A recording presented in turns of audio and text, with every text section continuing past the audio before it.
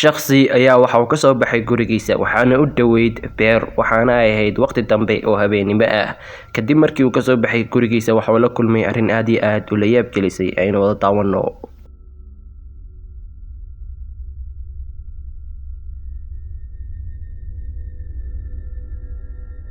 Sidaad wada arkaysayba waa ay dhaqdhaqaaqaysay, cabsi badan ayaana soo wajahday, laakiin sida uu dareemayay arrinku aad iyo aad ayaa uga khatar badnaa oo uga duwanaa.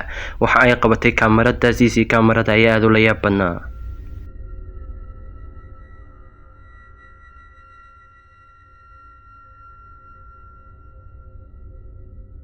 Kaamaradu waxay qabatay oo ay duubtay nin ag taagan geedka kaasoo si toos ah u soo eegaya dhinaca ninka muuqaalka duubayay, laakiin muuqaalkii hore ee ninku duubayay kama uusan soo muuqan, laakiin muuqaalkan ay CC kaamaradu duubtay ayaa ka soo muuqday waana arrin aad iyo aad u la yaab badan.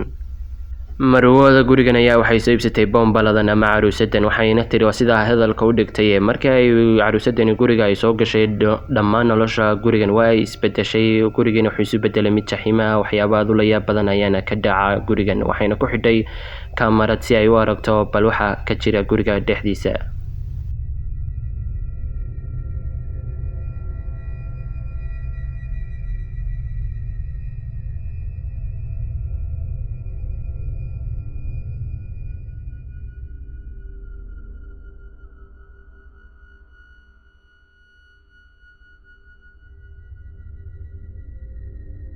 Iftiinka ama dabka shamca ayaa qaab qariib ah oo aad u la yaab badan isu bedelay. Arrimo kale oo la yaab badanna waa la arkay, laakiin tii ugu la yaabka badnayd ee kaamaradu duubtay waa tan.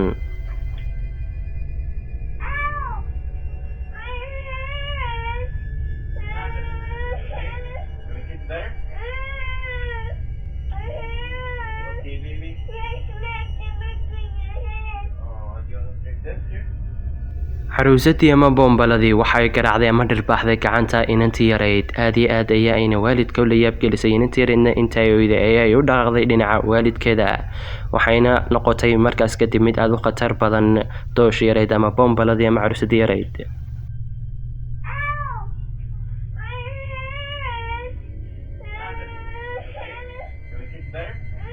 Muuqaalkan waxaa lagu duubay California. Dadka degan halkaasi aroornimadkii waxay ku soo tooseen cod aad u weyn ama u dheer oo ka soo baxaya dhinaca sare ama cirka.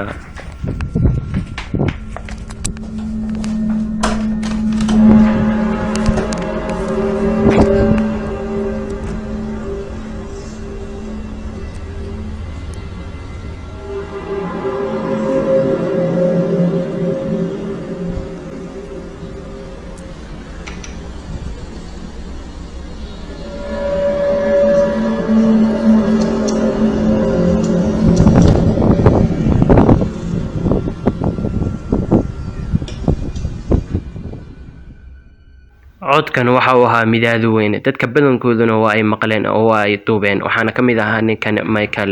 Laakiin talayaabka noqotay ayaa waxay tahay in dadka halkaa ka mas-uulka ama madaxda California aysan ka hadlin arrinkan. Shakhsigan isagoo keligii guriga jooga oo hurda ayaa waxa uu ka dareemay sariirta hoosteeda inay wax joogaan, laakiin arrintaas aad ayay u cabsi badnayd.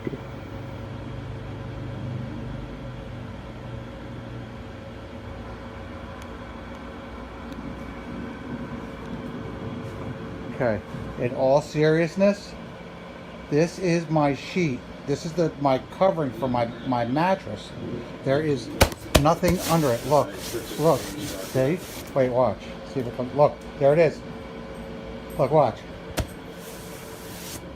Arrinkani waxa uu socday si joogto ah waliba waqtiga dambe ee habeenkii ayaa uu imanayay ninkan waxaana moodaa inuu waxani kala dagaalamayo hurdada haddana wax jira waxani ma ahan. Sidoo kale arrinkan oo kale waxa uu ku dhacay ninkan waxaana lagu duubay muuqaalkan ama ninkan uu joogay Pennsylvania. Nolosha aad ku adkaatay wuxuuna deganaa guri qadiimi ah, hurdana way ka soo dhici weyday guriga sidii oo la joogo oo kale ayaa u dareemi jiray.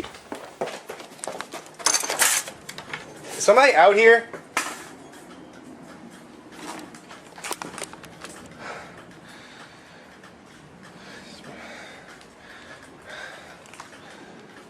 Is somebody out here?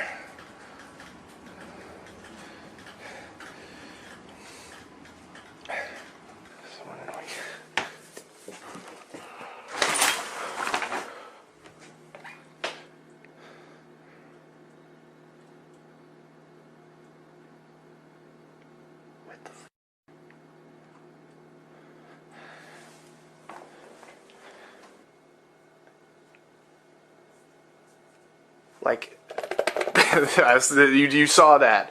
That wasn't this. This thing is perfectly plugged in right there. You saw that. nolosha gurigan qadiimka ah ma ahayn mid fudud ee ninkani ku noolaa keligii gurigan wax kastaana si qalad ah ay u socdeen ama si qariib ah oo aad u la yaab badan.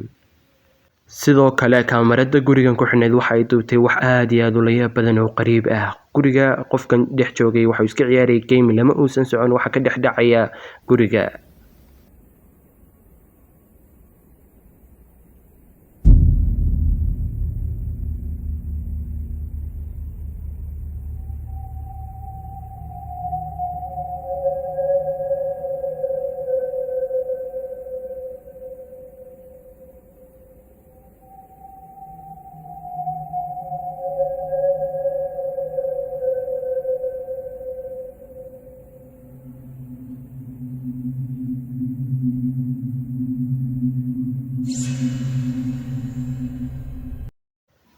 waxaa soo muuqday wax ama jismi marmarka qaar u eeg ilmo yar kaasoo xawaarihiisu aad u sareeya ama dhaqaaqis aad u sareeyay. waxa uu soo eegayay dhinaca qofkan sidii uu ku raadinayay oo kale uu fursad uu ka helo oo uu kaga faa'iideysto oo kale.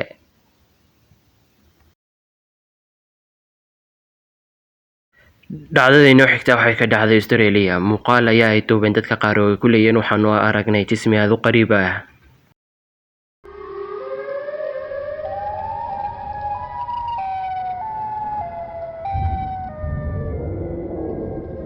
jismigani aad iyo aad ayaa ula yaab badnaa. dadka qaar waxay yidhaahdeen muuqaalkan muuqaal been ah oo la sameeyey. dadka qaar kalena waxay yidhaahdeen waa Siren Head. waxay ahaataaba muuqaal ayaanu kasoo sameynay ama hore ayaa inoo soo maray muuqaalo sidan oo kale ah isaga oo keliyana muuqaal gaar ah ayaanu ka sameynay youtube-ka hoos u raac.